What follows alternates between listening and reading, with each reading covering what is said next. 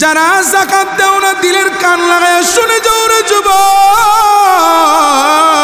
ও পর্দার আম্মা জানেরা, যাদের উপর যাকাত ফরজ কিন্তু দিতে মন চায় না, ভালো করে শুনেন। আমার নবী, আপনার নবী, মায়ার নবী রহমাতুল লিল আলামিন যখন মেরাজের রাত্রে জান্নাত ভ্রমণ করলেন, জাহান্নাম ভ্রমণ করে যখন জমিনের মধ্যে আসলেন,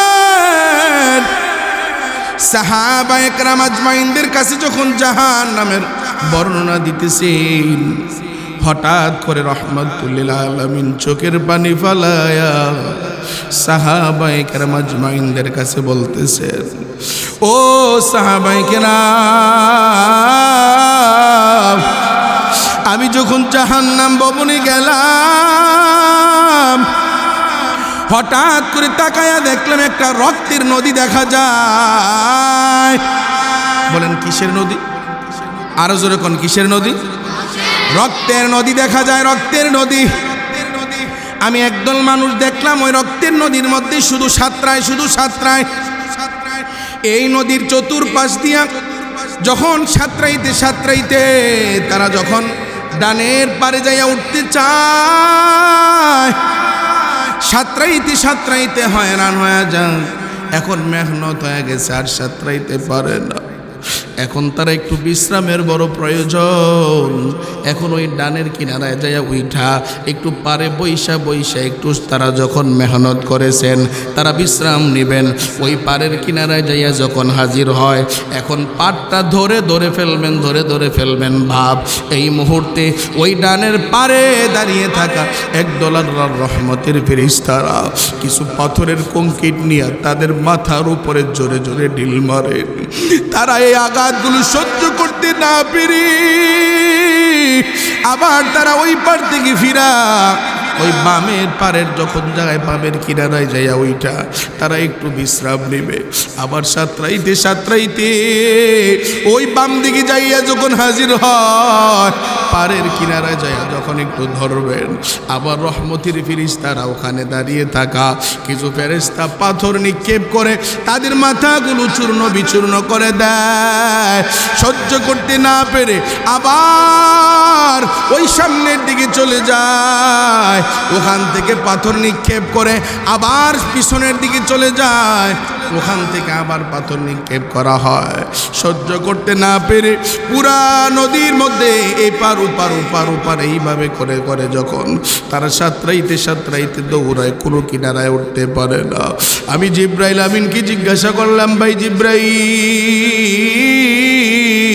এই মানুষগুলোর এই কি শাস্তি, কি তাদের অপরাধ? ভাই জিব্রাইল ডাক দিয়ে বলছিল, নবী আমার, ও নবী আমার, এই মানুষগুলো যখন দুনিয়ার জমিনে ছিলেন তাদের উপরে যাকাত ফরজ হয়েছিল, তাদের যাকাত দেয় নাই, গরিবের হক মাইরা খাইছে, এরা সুদ খেয়েছে, এরা ঘুষ খেয়েছে, এরা হারাম খাইছে, এরা হালাল খায় নাই। আজকে এই অপরাধের কারণে এই রক্তের নদীর মধ্যে সাঁতরানো দিয়া রাখলো, বলে এটা চলবে কতদিন? তাদের কিন্তু একটু বিশ্রামও করতে দেওয়া হয় না। কয় দেওয়া হবে না, বলে কতদিন এই শাস্তি চলবে? কিয়ামত পর্যন্ত। কিয়ামতের ময়দানে মহাশরের পরে আবার তো বিচারের পর আবার শাস্তি আরম্ভ হবে। ও চাঁদপুর এলাকার মুসলমান ভাই, ও আম্মা জানেরা, পাও ধরে বলে যাই, যাকাত যদি ফরজ হয় তাইলে যাকাতটুকু আদায় করে দিয়েন। গরিবের হক আপনারা রাইখেন না। সামনে রমজান মাস, আমাদের বাংলাদেশের মানুষেরা রমজান মাসে যাকাত দেয় বেশি সওয়াবের আশায়। যাই হোক, আলহামদুলিল্লাহ, অসুবিধা নাই, তবে যাকাতটা আদায় করে দিয়েন। কেউ যাকাত না দিয়া থাকেন না। এই মাহে রমজান মাস হলো বান্দার তাকওয়া অর্জনের মাস। যদি আপনি যাকাতটা গরিবের মাঝে বন্টন করে দিতে পারেন, গরিবরা যখন খুশি হয়ে যাবে, আল্লাহু আকবার কাবীর, আপনার জন্য হাত তুলে দোয়া করতে হবে না। গরিবের মন থেকে যখন দোয়া আসবে, এ বান্দা তোমার সম্পদ দেখবা দ্বিগুণ হয়ে যাবে, তুমি কল্পনাও করতে পারবা না।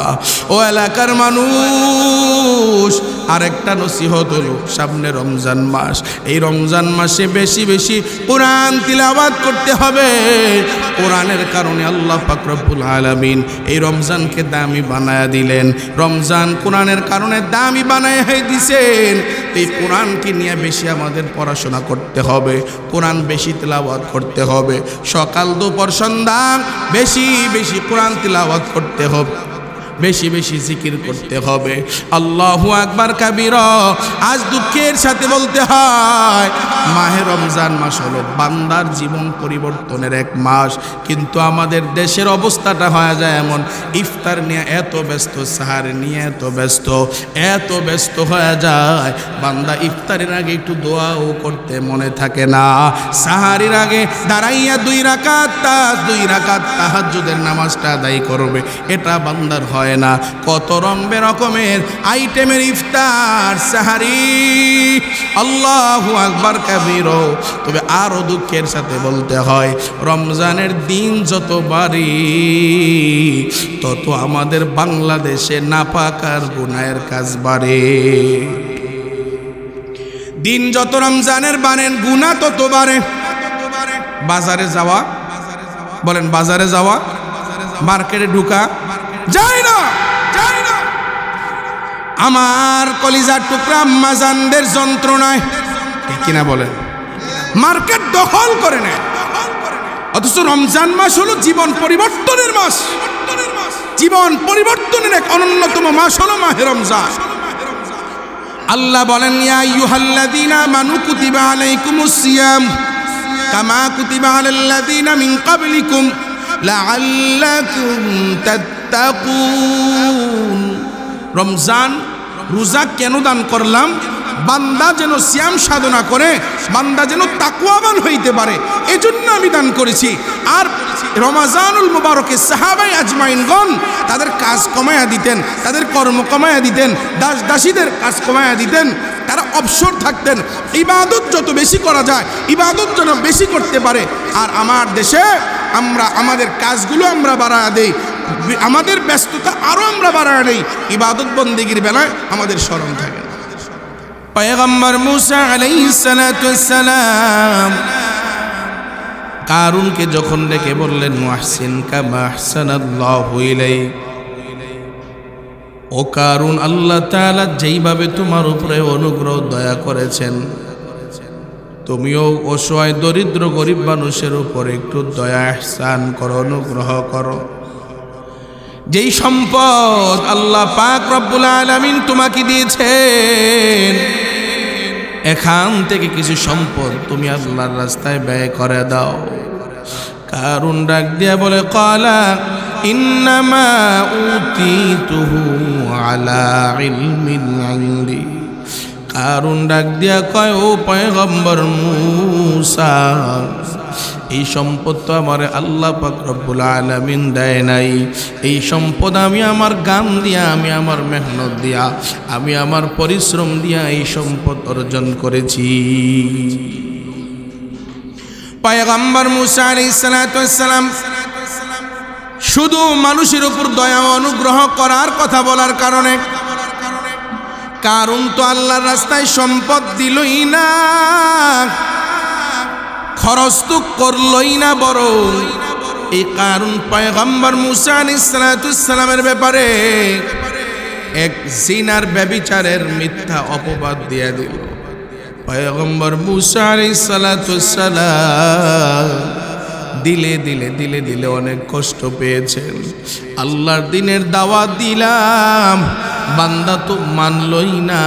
শুধু মানলই না, বিষয়টা এমনটা না, আমার উপরে মিথ্যা তুহমত দিয়া আমার নামে বদনাম করে দিল। আমার দেশেও এমন কিছু জালেম বসবাস করেন, যদি তার মতের সাথে মত মিলে, যদি তার মনের সাথে মন মিলে, তার কথার সাথে কথা মিলি, আল্লাহু আকবার কাবীর, তাইলে ওকে। আর ইমামের কথা, বক্তার কথা, ওয়াইজিনের কথা যদি তার কথার সাথে না মিলে, তার মতের সাথে না মিলে, তাইলে আল্লাহু আকবার কাবীর, মিথ্যা অপবাদ দিয়ে জেলখানায় ঢুকায়া দেয়। এরে মুসলমান ভাইয়েরা আমার, গতকালকের কথা, আমাদের ঢাকার একজন আমাদের মুরব্বী শায়েখ হাসান জামিল, সবাই চিনেন আল্লামা হাসান জামিল দামাত বারকাতুহুম মাদ্দাজিলহুল আলিয়া। মাওলানা হাসান জামিল সাহেব খুব চমৎকার কুরআন সুন্নাহ থেকে তথ্যবহুল আলোচনা করেন। আলোচনা করতেছেন স্টেজে, এক নেতা বাম পাশে বসে। হুজুর যখন হকের কথাগুলো আওয়াজ দিতেছেন, সঠিক কথাগুলো বলতেছেন, এই মুহূর্তে নেতা ডাক দিয়া কয়, হুজুর কোরআন থেকে তাফসীর করেন, কোরআন থেকে তাফসীর করেন, অন্যদিকে যায়েন না। হুজুর ডাক দিয়া বলেন, কোরআন থেকে তাফসীর, কোনটা তাফসীর কোনটা তাফসীর না, যদি এটা আপনার থেকেই আমার শিখা লাগে তাহলে আপনিই বয়ান করেন। হুজুর বলেন, আমি 25 বছর ধরে তাফসীর করি, পড়াই তাফসীর পড়াই। কয় বছর? 25 বছর ধরে আমি তাফসীর পড়াই, করি না পড়াই। 16 বছর ধরে ময়দানে তাফসীর করি। আর এখন আপনি বলেন যে কোরআন থেকে তাফসীর করতে, আসলে বিষয়টা হলো মানে কোরআন থেকে তাফসীর করার কথা তারা কেন বলেন? যখন উম্মতে উলামায়ে কেরাম এমন কিছু কথা বলেন যে কথাগুলো তাদের গায়ের মধ্যে লেগে যায়, তখনই তারা তাদের ওই কথাগুলো বলতে না পাইরা শুধু এতটুকুই বলেন, হুজুর এটা বন্ধ করে তাফসীর করেন। মানে এই কথাগুলি বললেন না, চাঁদাবাজির বিরুদ্ধে বললেন না, টান্ডারবাজির বিরুদ্ধে বললেন না, খুন খারাপের বিরুদ্ধে বললেন না, দর্শনের বিরুদ্ধে বললেন না, ক্ষমতার অপব্যবহারের বিরুদ্ধে বললেন না, জুলুমের বিরুদ্ধে বললেন না, নামাজ আর রোজা হজ যাকাতের কথা বলেন। কিছু মানুষ নামাজ আর রোজা হজ যাকাতই মনে করে, এটাই মনে হয় তাফসীর, আর মনে হয় তাফসীর না। এদেশে যারা নতুন রূপে জুলুমের রূপরেখা ধারণ করতে চায়, তারা কি কারুনের অবস্থা দেখে নাই? তারা কি নমরুদের অবস্থা দেখে না? তারা কি ফিরআউনের ধ্বংসের অবস্থা দেখে নাই? আল্লাহ সমস্ত জুলুম থেকে আমাদের হিফাজত করেন, বলেন আমিন। আগামী রমজানের উসিলায় যেন আল্লাহ আমাদের সবাইকে হেদায়েত দান করেন, সকলে পড়ে আমিন। মুসা আলাইহিস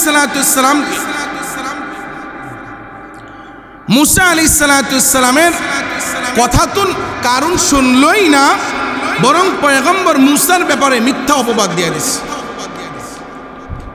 এই জাতীয় জালেম থেকে আল্লাহ যেন আমাদের হেফাজত করেন, বলেন আমিন। এ মুসলমান ভাইয়েরা আমার, ও চাঁদপুর এলাকার ধনী ভাই, যারা যাদের উপরে যাকাত ফরজ হয়েছে, আমার কলিজার টুকরা মাজানেরা, পর্দার অন্তরের মা, কত ধনী ব্যক্তির স্ত্রী আছে, ভরি ভরি ভরি ভরি স্বর্ণের মালিক, কিন্তু যাকাত দেয় না। ভরি ভরি রৌপ্যের মালিক, কিন্তু যাকাত দেয় না। ব্যাংকে টাকার অভাব নাই, এরপরেও বান্দা যাকাত দেয় না, বান্দি যাকাত দেয় না। ওরে বান্দা, তুমি কি মনে করেছো তুমি যদি যাকাত না দাও মনে হয় তোমাকে কেউ ধরতে পারবে না, তুমি পাকড়াও হতে পারবা না? তুমি জানো না, কারুন যখন পয়গম্বর মুসা আলাইহিস সালামের উপরে মিথ্যা তহমত দিয়ে দিলেন, আল্লাহর রাস্তায় যখন তার মাল খরচ করলেন না, পয়গম্বর মুসা আলাইহিস সালামের হৃদয়ের ব্যথাটা আমার আল্লাহ যখন দেখলেন, আল্লাহর কুদরতি অন্তর যখন কষ্ট পেয়ে গেলেন, আমার মালিক উম্মতি উলামায়ে কেরাম এখানে আছেন, আল্লাহু আকবার কবীরা, ওই কারুনের সম্পদ সহ, কারুন সহ তার সম্পদ এবং কারুন উভয়কেই একেবারেই মাটির নিচে চাপা দিয়ে দিলেন। আল্লাহ বলেন, আমি তোমারে মাটির সাথে চাপা দিয়ে দিলাম। মুফাসসিরিনে কেরামগণ বলেন, ওই পয়গম্বর মুসা আলাইহিস সালামের জমানা থেকে ওই সময় যে কারুনের সম্পদ নিচে জমিনের মধ্যে ডাবতেছিল, এখনো ডাবতেছেন এবং কিয়ামত পর্যন্ত জমিনের নিচে কারুনের সম্পদ এবং কারুন সহ ডাবতে থাকবে। আল্লাহু আকবার কাবীরা। ও এলাকার ধনী ভাই, আজ সকালবেলা আপনি ধনী, বিকালবেলা গরিব হতে সময় লাগবে না। আপনি বিকালবেলার ধনী, সকালে আপনি ফকির হতে আপনার দেরি লাগবে না। আমার আল্লাহ যদি চায় আপনাকে মুহূর্তের মধ্যে আপনাকে ফকির বানায় দিতে পারেন।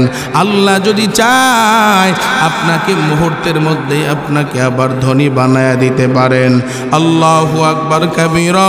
আল্লাহ সুবহানাহু ওয়া তাআলা ডেকে বলেন, ওয়াল্লাযীনা ইয়াকনিজুনা আয-যাহাবা ওয়াল ফিদ্দাতা ওয়া লা ইউনফিকুনাহা ফি সাবিলিল্লাহ ফাবাশশিরহুম বিআযাবিন আলীম।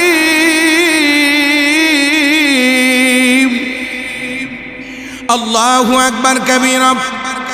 আল্লাহ সুবহানাহু ওয়া তাআলা ডেকে বলেন, والذين يكنزون الذهب والفضة ولا ينفقونها في سبيل الله, যারা আল্লাহর দেওয়া সম্পদ আল্লাহর রাস্তায় খরচ করে না, স্বর্ণরৌপ্যকে পুঞ্জীভূত করে রাখেন।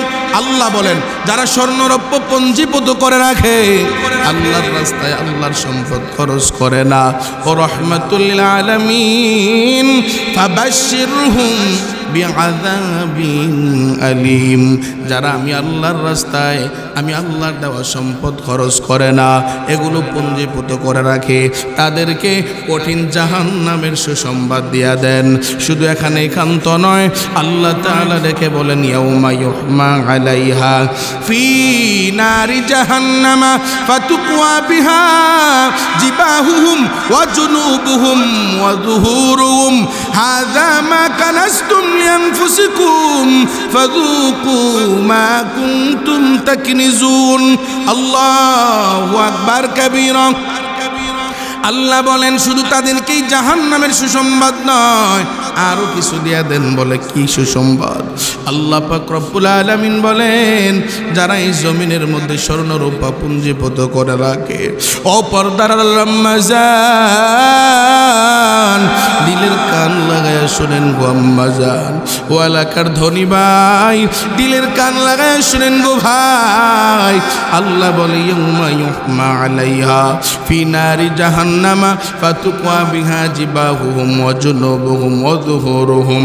আল্লাহ বলেন, যারা স্বর্ণরূপা পুঞ্জীভূত করে রাখে, তাদের এই স্বর্ণরূপাগুলো ময়দানে মহাশরে জাহান্নামের আগুন দ্বারা দগ্ধ করা হবে।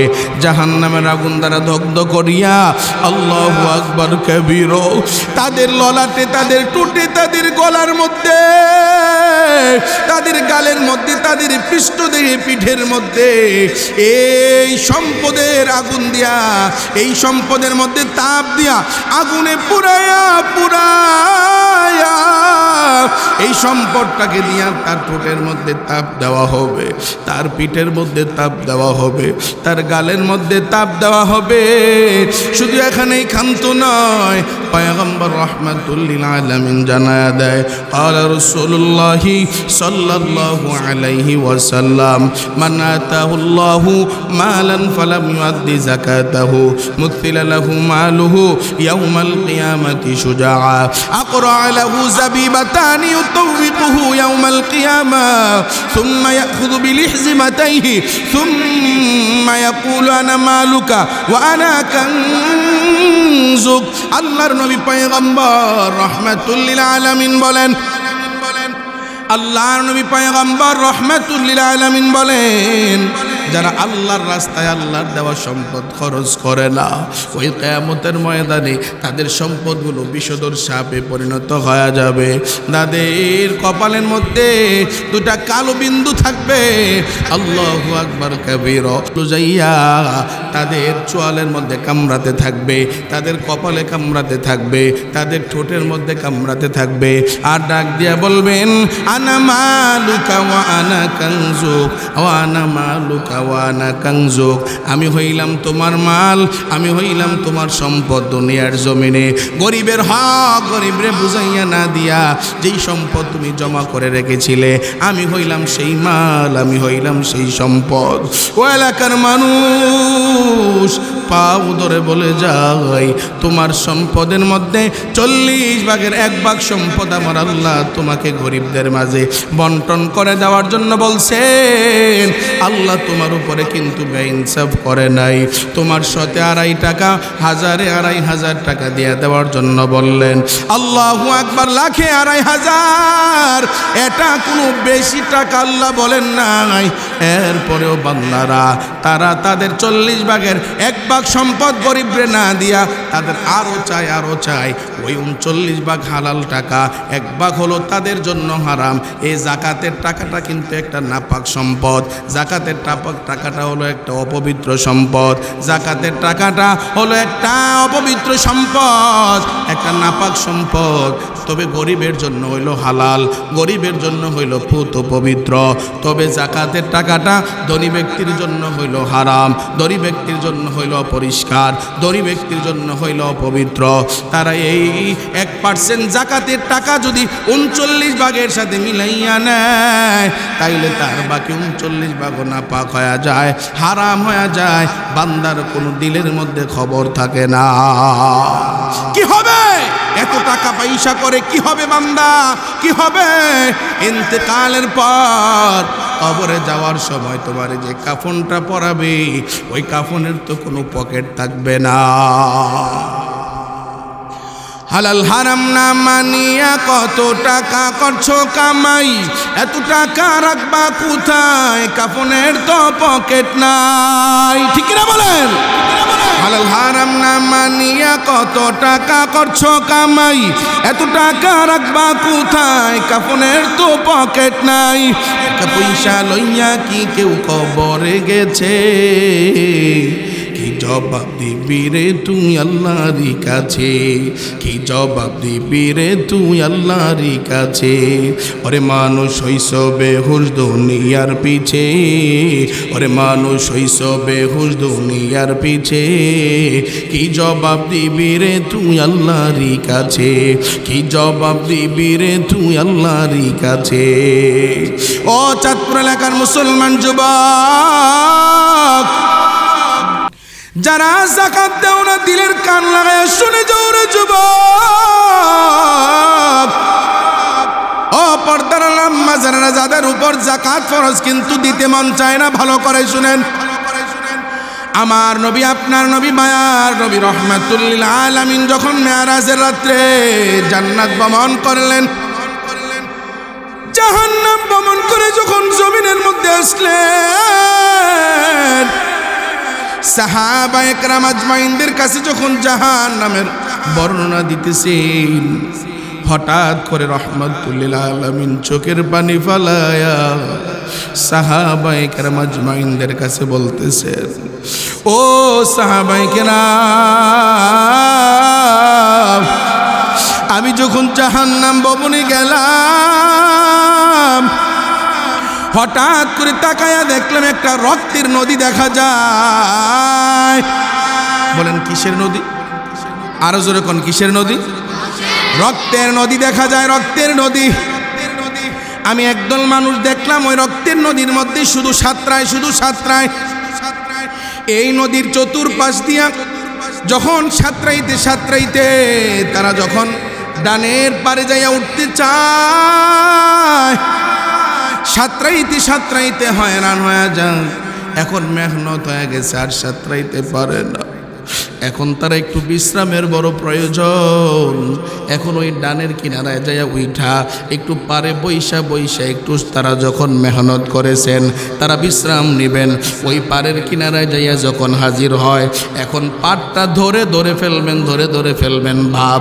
এই মুহূর্তে ওই ডানের পারে দাঁড়িয়ে থাকা একদল আল্লাহর রহমতের ফেরেশতারা কিছু পাথরের কংক্রিট নিয়ে তাদের মাথার উপরে জোরে জোরে ঢিল মারে। তারা এই আঘাতগুলো সহ্য করতে না পেরে আবার তারা ওই পার থেকে ফিরা ওই বামের পারের যখন জায়গায় বামের কিনারায় যাইয়া ওইটা তারা একটু বিশ্রাম নেবে। আবার সাঁতরাইতে ওই বাম দিকে যাইয়া যখন হাজির হয় পারের কিনারায় যাইয়া যখন একটু ধরবেন, আবার রহমতের ফেরেশতারা ওখানে দাঁড়িয়ে থাকা কিছু ফেরেশতা পাথর নিক্ষেপ করে তাদের মাথাগুলো চূর্ণ বিচূর্ণ করে দেয়। সহ্য করতে না পেরে আবার ওই সামনের দিকে চলে যায়, ওখান থেকে পাথর নিক্ষেপ করে আবার পিছনের দিকে চলে যায়, ওখান থেকে আবার পাথর নিক্ষেপ করা হয়। সহ্য করতে না পেরে পুরা নদীর মধ্যে এপার ওপার এইভাবে করে করে যখন তারা সাঁতরাইতে দৌড়ায়, কোনো কিনারায় উঠতে পারে না। আমি জিব্রাইল আমিনকে জিজ্ঞাসা করলাম, ভাই জিব্রাইল, এই মানুষগুলোর এই কি শাস্তি, কি তাদের অপরাধ? ভাই জিব্রাইল ডাক দিয়ে বলছিল, নবী আমার, ও নবী আমার, এই মানুষগুলো যখন দুনিয়ার জমিনে ছিলেন তাদের উপরে যাকাত ফরজ হয়েছিল, তাদের যাকাত দেয় নাই, গরিবের হক মাইরা খাইছে, এরা সুদ খেয়েছে, এরা ঘুষ খেয়েছে, এরা হারাম খাইছে, এরা হালাল খায় নাই। আজকে এই অপরাধের কারণে এই রক্তের নদীর মধ্যে 7টা নদী রাখলো, বলে এটা চলবে কতদিন? তাদের কিন্তু একটু বিশ্রামও করতে দেওয়া হয় না। কয় দেওয়া হবে না, বলে কতদিন এই শাস্তি চলবে? কিয়ামত পর্যন্ত। কিয়ামতের ময়দানে মহাশরের পরে আবার তো বিচারের পর আবার শাস্তি আরম্ভ হবে। ও চাঁদপুর এলাকার মুসলমান ভাই, ও আম্মা জানেরা, পাও ধরে বলে যাই, যাকাত যদি ফরজ হয় তাইলে যাকাতটুকু আদায় করে দিয়েন। গরিবের হক আপনারাই খেন না। সামনে রমজান মাস, আমাদের বাংলাদেশের মানুষেরা রমজান মাসে যাকাত দেয় বেশি সওয়াবের আশায়। যাই হোক, আলহামদুলিল্লাহ, অসুবিধা নাই, তবে যাকাতটা আদায় করে দিয়েন। কেউ যাকাত না দিয়া থাকেন না। এই মাহে রমজান মাস হলো বান্দার তাকওয়া অর্জনের মাস। যদি আপনি যাকাতটা গরিবের মাঝে বন্টন করে দিতে পারেন, গরিবরা যখন খুশি হয়ে যাবে, আল্লাহু আকবার কাবীর, আপনার জন্য হাত তুলে দোয়া করতে হবে না। গরিবের মন থেকে যখন দোয়া আসবে, এ বান্দা, তোমার সম্পদ দেখবা দ্বিগুণ হয়ে যাবে, তুমি কল্পনাও করতে পারবা না। ও এলাকার মানুষ, আরেকটা নসিহত হলো, সামনে রমজান মাস, এই রমজান মাসে বেশি বেশি কোরআন তিলাওয়াত করতে হবে।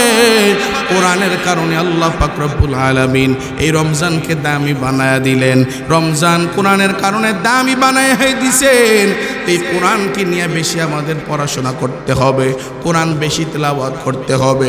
সকাল দুপুর সন্ধ্যা বেশি বেশি কোরআন তিলাওয়াত করতে হবে, বেশি বেশি জিকির করতে হবে।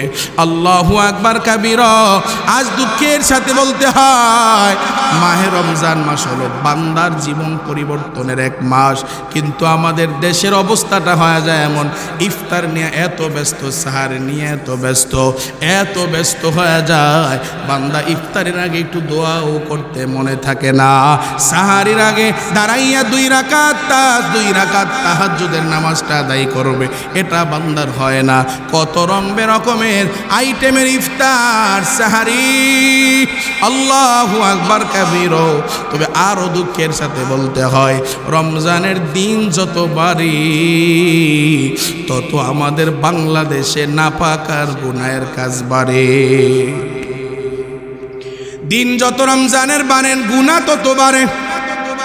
বাজারে যাওয়া, বলেন বাজারে যাওয়া, মার্কেটে ঢুকা যায় না। আমার কলিজার টুকরা আম্মাজানদের যন্ত্রণায়, ঠিক কিনা বলেন, মার্কেট দখল করে নেয়। অথচ রমজান মাস হলো জীবন পরিবর্তনের মাস। জীবন পরিবর্তনের এক অন্যতম মাস হলো মাহে রমজান। আল্লাহ বলেন, ইয়া আইয়ুহাল্লাযীনা আমানু কুতিবা আলাইকুমুস সিয়াম কামা কুতিবা আলাল্লাযীনা মিন ক্বাবলিকুম লাআল্লাকুম তাত্তাকুন। রমজান রোজা কেন দান করলাম? বান্দা যেন সিয়াম সাধনা করে, বান্দা যেন তাকওয়াবান হইতে পারে, এজন্য আমি দান করেছি। আর রমজানুল মুবারকে সাহাবায়ে আজমাইনগণ তাদের কাজ কমায়া দিতেন, তাদের কর্ম কমায়া দিতেন, দাস দাসীদের কাজ কমায়া দিতেন। তারা অবসর থাকতেন, ইবাদত যত বেশি করা যায়, ইবাদত যেন বেশি করতে পারে।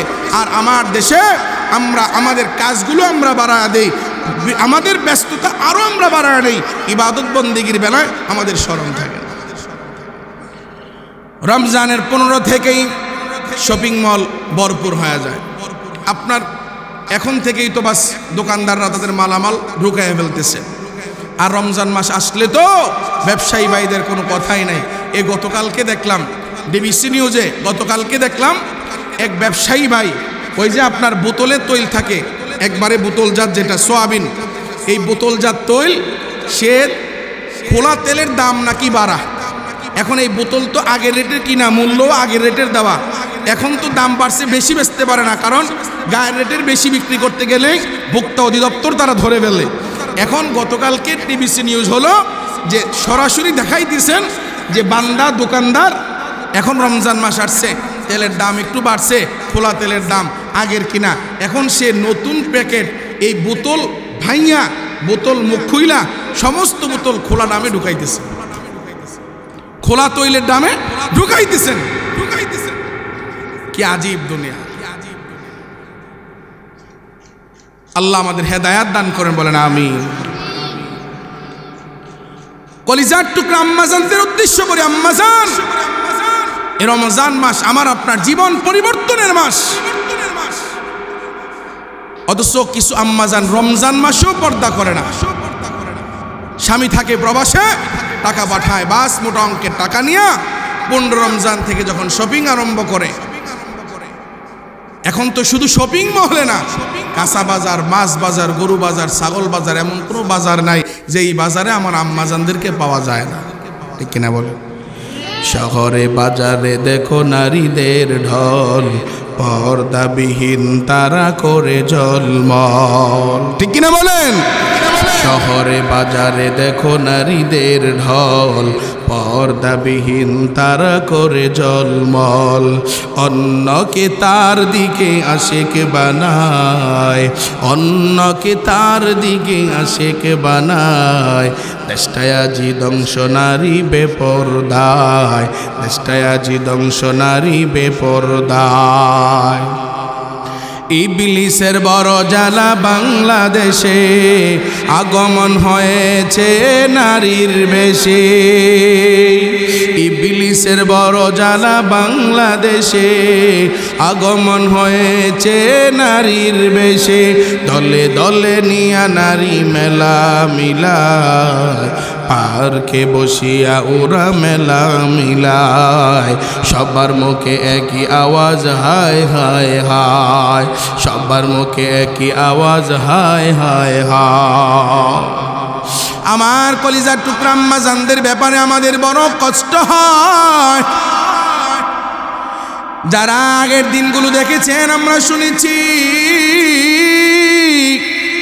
অথবা আমরা ছোট্টবেলায় দেখেছি, আমাদের কলিজার টুকরা দাদিরা, বয়স্ক আমরা আম্মা জানেনা দিনের বেলা কোথাও সফরে যেতেন না, রাতের বেলায় যেতেন, আবার একটা হারিকেন নিয়ে যাইতেন, মাথার মধ্যে ছাতা নিয়ে যাইতেন, কালো বোরকা ছাড়া কখনো পড়তেন না।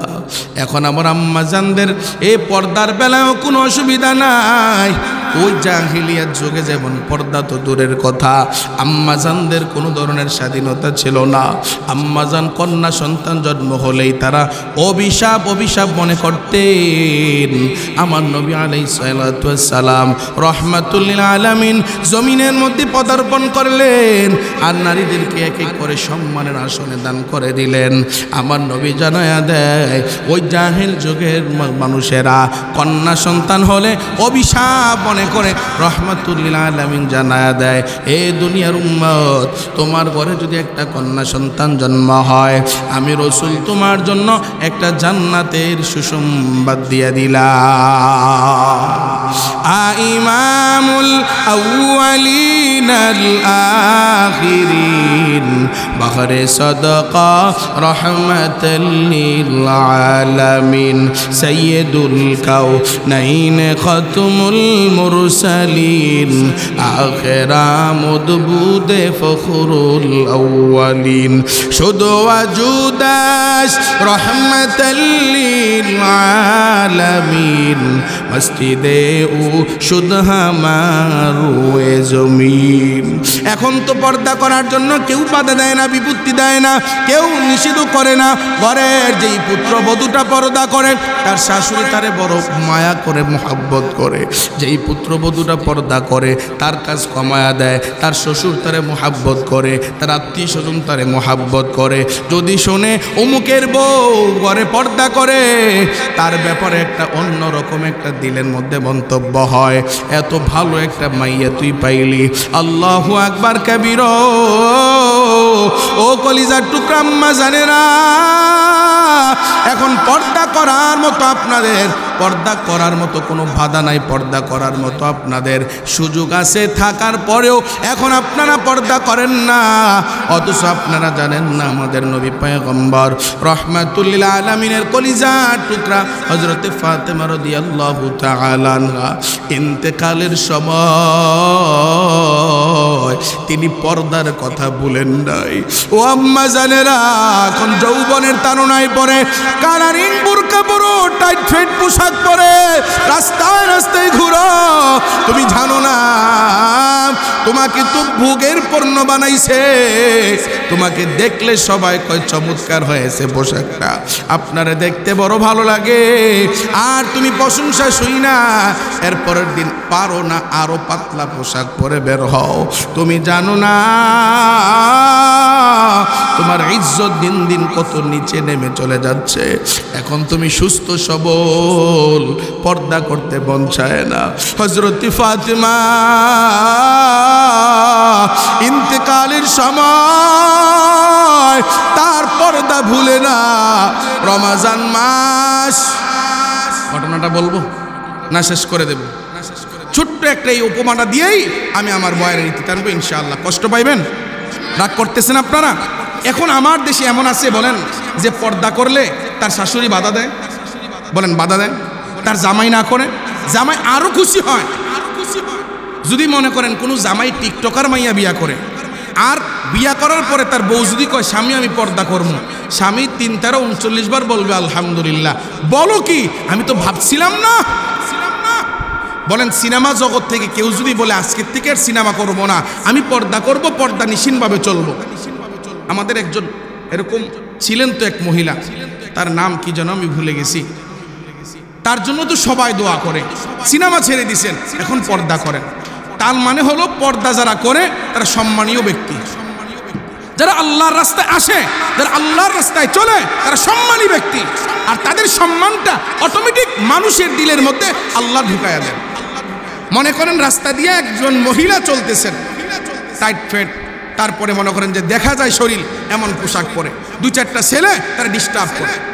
তো চা দোকান থেকে বৈশা বৈশা মুরব্বীরা কয় ঠিকই আছে, পরবি নি এমন পোশাক। আর একজন কালো বোরকা পরে, ঢিলে ডালা পোশাক পরে, বোঝা যায় না সুন্দর নাকি কালো, ঢিলে ডালা পোশাক পইরা আদবের সাথে হাঁটতেছে। যদি তারে কেউ কোনো যুবক ডিস্টার্ব করে, 10 জনায় দাঁড়ায় যায়, এই বেটা হয় কোনো ইমামের বউ, না হয় হাজী সাহেবের বউ, না হয় মুয়াজ্জিনের বউ, মাইয়া তো কোনো ক্ষতি করে নাই, পাশ দিয়ে হাঁটতেছে, তুই তারে ক্ষতি করস কেন? ভাগ এখান থেকে তাড়াতাড়ি। ঠিক কিনা বলেন? পর্দা করার বিশাল সুযোগ, এরপরেও করে না। হযরতে ফাতেমা রাদিয়াল্লাহু তাআলা আনহা রমজানুল মুবারকে হযরতে আলী রাদিয়াল্লাহু তাআলা আনহু মসজিদে গেছেন নামাজ পড়তে। ফজরের নামাজ আদায় করে তো ফাতেমা রাদিয়াল্লাহু তাআলা আনহা প্রত্যেক দিন তার নিয়ম হলো তিনি ফজরের নামাজ যেই যায় নামাজে পড়েন, ওই যায় নামাজে বসা থাকেন, তাসবিহ তাহলিল পড়েন। সূর্য যখন উদিত হয়, সূর্য ওঠার পরে 2 রাকাত আপনার ইশরাকের সালাত আদায় করে তারপরে তিনি তার কাজকর্মে যান। হঠাৎ করে একদিন রমজানুল মুবারকে আলী রাদিয়াল্লাহু তাআলা আনহু যখন নামাজ পড়ে ফজরের নামাজ আইসা তার জায়নামাজে খুঁজতেছেন ফাতেমা কই। তাকায় দেখে ফাতেমা রাদিয়াল্লাহু তাআলা আনহা তার জায়নামাজের মধ্যে নাই। কই ফাতেমা, কোথাও খুঁজে পাওয়া যায় না। কারণ নবীজি বলেন যারা ফজরের নামাজের পরে ইশরাক পর্যন্ত কোনো কথা কয় না, কোনো তাসবিহও পড়ে না, চুপ করে বসা থাকে, সূর্য উদিত হওয়ার পরে 2 রাকাত ইশরাক পরে বাড়ি যায়, আল্লাহর নবী বলেন উমরা হজের কবুল, উমরা হজের সব বান্দার আমলনামে আল্লাহ দান করে। তো ফাতেমা ইশরাক পরে ওঠে, আলী কয় আজকে দি তার যায় নামাজে নাই। খুঁজতে খুঁজতে যায় দেখে পাকের ঘর। অনেকগুলো আটা নিয়ে এক বনের মধ্যে বিশাল করে খাম্বির বানাইতেছেন, খাম্বির। আবার পাশে এক বড় বালতির মধ্যে এক গাদা, এক বলে এক বালতি বড় আকারে মনে হয় ঘরের সমস্ত কাপড় ভিজাইয়া দিছে। হযরতে আলী রাদিয়াল্লাহু তাআলা আনহু ডাক দিয়া কয়, ফাতেমা রাতের বেলায় দেখলাম তোমার গায়ের মধ্যে কেমন যেন একটু জ্বর জ্বর ভাব, জ্বর জ্বর ভাব। তাইলে ফাতেমা এই এত বিশাল বালতির মধ্যে ঘরের সমস্ত কাপড় চোপড় ভিজাইয়া দিলা, ব্যাপারটা কি বুঝলাম না। তুমি অসুস্থ শরীর নিয়ে এতগুলো কাপড় কেন ভিজাইলা? আর তোমার কাছে আমার দ্বিতীয় প্রশ্ন হলো, এতগুলো আটার খামির কেন বুনতিস? এতগুলো আটা দিয়া রুটি বানাইলে এত কয়দিন তুমি খাইবা? মানুষ হইলাম আমরা চারজন, আমি আর তুমি, হাসান আর হুসাইন। এই চারজনে এতগুলো আটা রুটি তো খাওয়া একদিনে সম্ভব না, 2 দিনেও সম্ভব না, 1 মাস লেগেও সম্ভব না। এতগুলো আটা দিয়ে এত খামির কেন বানাইতেছো? ব্যাপারটা বুঝলাম না। ও চাঁদপুর এলাকার কলিজার টুকরা আম্মা জানেরা, দিলের কান লাগায় শুনো আম্মা জান। ফাতেমা চোখের পানি ফালায়া আলীর ডাক দিয়ে কয়, আলী রাতের বেলায় আমার আব্বা জান আমার স্বপ্নে যোগে আসছিলে। আমার আব্বা জান আইসা আমারে বলে গেছি, আজকে তুমি সেহারি করেছো তোমার স্বামী, প্রাণের স্বামী আলীর সাথে, তবে ইফতারটা তুমি তোমার প্রাণের স্বামী আলীর সাথে করবা না। আমি বাবা তোমারে সুসংবাদ জানায়া দিলাম, আজকে ইফতারটা আমি আব্বার সাথে করবা জান্নাতি দস্তরখানে। সুবহানাল্লাহ বলেন। আল্লাহু আকবার কাবীরা। এবার হযরতে আলী রাদিয়াল্লাহু তাআলা আনহু আর বুঝতে বাকি নাই, কারণ ফাতেমার স্বপ্নটা রুকিয়ায় শয়তানি না, রুকিয়ায় আসলি। হযরতে আলী বুঝতে পেরে চোখের পানি টপ টপ করে পড়া আরম্ভ হয়ে গেছে। হযরতে আলী রাদিয়াল্লাহু তাআলা আনহু কান্না করেন, ফাতেমাও কান্না করেন। হাসান আর হুসাইন হঠাৎ করে দৌড়াইয়া আইসা আব্বাজানরে জড়ায় ডাক দিয়ে কয়, আব্বাজান, ও আব্বাজান কেন কান্না করেন? আব্বাজান কি একটু বলবেন? ওই বেদনা, স্ত্রী চলে যাবে দুঃখ বেদনায় শুকাহত হইয়া আব্বাজান জবান দিয়া কিচ্ছু বলে না। দৌড়াইয়া আম্মাজান ফাতেমার কাছে যাইয়া ফাতেমার ডাক দিয়ে কয়, আম্মাজান, ও আম্মাজান বলেন না কেন আপনারা কান্না করেন? আম্মাজান ফাতেমাও কিছু কয় না। একবার দৌড়াইয়া আলীর কাছে যায়, আলীও কিছু কয় না। আরেকবার দৌড়াইয়া ফাতেমার কাছে যায়, ও আম্মাজান আপনিও তো কিছু বলেন না। হঠাৎ করে ফাতেমা বিরক্ত হইয়া এই সন্তান হাসান ডাক দেয়া কয়, হাসান তুমি এখানে দেরি করিও না, তাড়াতাড়ি নবীর কাছে চলে যাও, আব্বার কাছে চলে যাও, তোমাদের নানাজির কাছে চলে যাও। মুহাদ্দিসিনে কেরামগণ বলেন, এই ফাতেমার জীবদ্দশায় যখন হাসান হুসাইন যখন ফাতেমারে যখন বিরক্ত করতেন, তখন সব সময় নানাজির কাছে পৌঁছায়া দিতেন, নানাজির কাছে পাঠায়া দিতেন। আর 2 নাতিনরা যখন ওই নানার কবরের উপরে বৈশা নানাকে সালাম জানাইতেন, ওই কবর থেকে নানা সালামের জবাব দিতেন। আবার যখন নানা সালাম দিতেন, নাতিরা জবাব দিতেন। নাতিরা যখন কথা বলতেন, নানা শুনতেন, নানা জবাব দিতেন। আবার নাতিরা যখন ওই নানা কথা বলতেন, আবার নাতিরা শুনতেন, নাতিরা জবাব দিতেন। কিন্তু আশেপাশে রওজা জিয়ারত করনেওয়ালা কেউ শুনতেন না। নানা নাতিন কথা বলতেন, নাতিরা বললেন নানা শুনতেন, নানা বললে নাতিরা শুনতেন। একবার কি জোরে জোরে বলা যায় আল্লাহু আকবার। मोहम्मद अरबी है वा नबी रास्ते पे शुआ मोहम्मद अरबी हईवा नबी रास्ते पे शुआ आलम हुआ उससे पैदा उससे उजाला आलम हुआ उससे पैदा उससे उजाला शफीउल उमम हमारा नबी रोज़ क़ियामत शफ़ाअत करेगा अल्लाह के पास गुनाहगार उम्मत शफ़ाअत करेगा अल्लाह के पास गुनाहगार उम्मत फातिमा যখন হাসান রে নানার কাছে পাঠায়া দেয় হাসান হুসাইন রে নিয়া নানাজির কবরের উপরে যখন বসে যায় এবার নানাজির কবরের উপরে বৈশা নানারে যখন সালাম জানায় দেন অন্যদিন নানা নাতিনরা আসলে বড় খুশি হয় কেমন আছো কি আসো ঘরের সবার খবর নাই আজকে নানা সালামের জবাব দিয়াই ডাক দিয়া বলে হাসান আজকে কেন তোমরা আমার কাছে আসছো রে হাসান হাসান ডাক দিয়া কয় নানা জান আম্মা জান আমাদেরকে আপনার কাছে পাঠায়া দিছে নানা জান নানা ডাক দিয়া কয় হাসান আর দেরি করিও না রে নাতি হুসাইন নিয়ে দৌড়াইয়া তুমি তোমার আম্মার কাছে চলে যাও তোমার আম্মা জানের চেহারা মুবারকের দিকে তাকায়া থাকো কারণ তোমার আম্মা জান আমার সাথে আড্ডা করার বহু সময় পাইবা কিন্তু তুমি তোমার আম্মা জানের সাথে কথা বলার সময় পাইবা না তাড়াতাড়ি চলে যাও তোমার আম্মা জান ইফতারির আগেই দুনিয়া থেকে চলে যাবে যতক্ষণ দুনিয়ায় থাকবে ততক্ষণ তোমার আম্মা জানের চেহারা মুবারকের দিকে তাকায়া থাকবা চলে গেলে এই রত্ন আর কোনোদিন পাইবা না হাসান বুঝতে পাইরা হুসাইন নিয়ে দৌড়াইয়া হযরত ফাতিমা রাদিয়াল্লাহু তাআলা আনহার দরবারে পৌঁছে যায় ডাক দিয়া কয় আম্মা জান আপনি কেন কান্না করেন বলতে হবে না আমরা সব জেনে গেলাম ফাতেমা ডাক দিয়া কয় কি জানছো আব্বা জান এবার হাসান ডাক দিয়া কয় নানাজি আমাদেরকে সব কিছু বলে দিয়েছে আপনি নাকি ইফতারের আগে দুনিয়া থেকে বিদায় হয়ে যাবেন এই কথা বলার পর ফাতিমা অশ্রু জড়াইয়া কান্না করে হাসান কান্না করে হুসাইন কান্না করে কেউ কান্না থামাইতে পারে না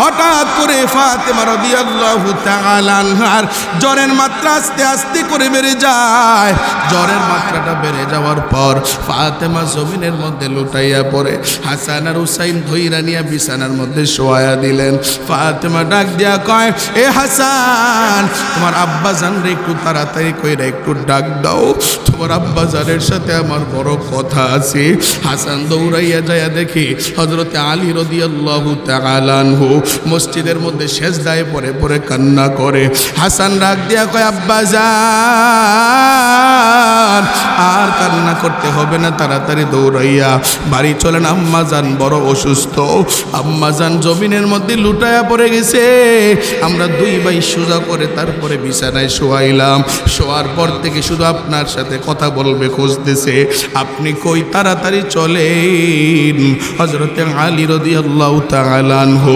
হাসানের সঙ্গে যখন ঘরের মধ্যে গেলেন ফাতেমার মাথার কাছে যখন বসলেন ও কলিজার টুকরা আম্মা জানেরা দিলের কান লাগাই শোনো গো আম্মা জান আমার আর তোমার সময় কত ভালো এরপরও পর্দা করো না আল্লাহু আকবার কবীর ফাতেমার মাথার কাছে যখন আলী বসে গেছে হযরত ফাতেমা হাতটা ধইরা ডাক দিয়ে বলে আলী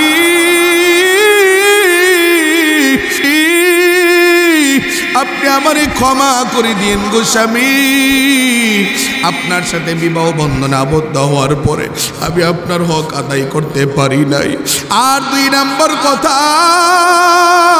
ও স্বামী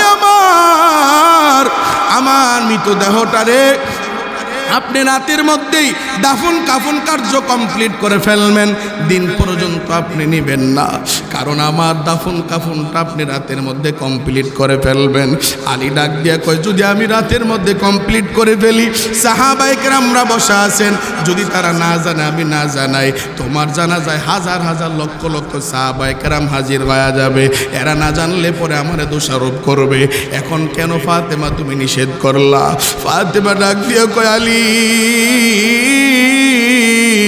আমি যখন কাটিয়ার সামনে শোয়াইবা, আমার জানাজার সামনে হাজার হাজার মুসল্লি, তারা আমি ফাতেমার লাশটা দেইখা তারা বলবে ফাতেমা কি মোটা ছিল না চিকন ছিল, লম্বা ছিল না খাটো ছিল, এটা দেখার পর যদি মন্তব্য করে আমি ফাতেমা এটা কেউ পর্দার বরখেলাপ মনে করি।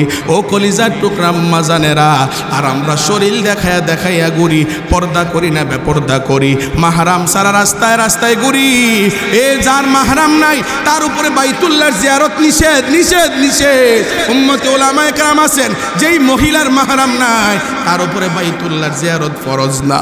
এত পরেও ও বান্দি, ও কলিজার টুকরা আম্মা জানেরা, আপনারা মাহরাম ছাড়া কেন বের হন, বেপরদা করে কেন বের হন জানেন না? ওই কবরের মধ্যে আপনিও একা যেতে হবে, আমিও একা যেতে হবে। ওই কবরে কিন্তু কেউ কারো সঙ্গে যাবে না। আল্লাহ আমাদের সবাইকে ঈমান আমল মজবুত করে কবরে যাওয়ার তৌফিক দান করবে, আমিন।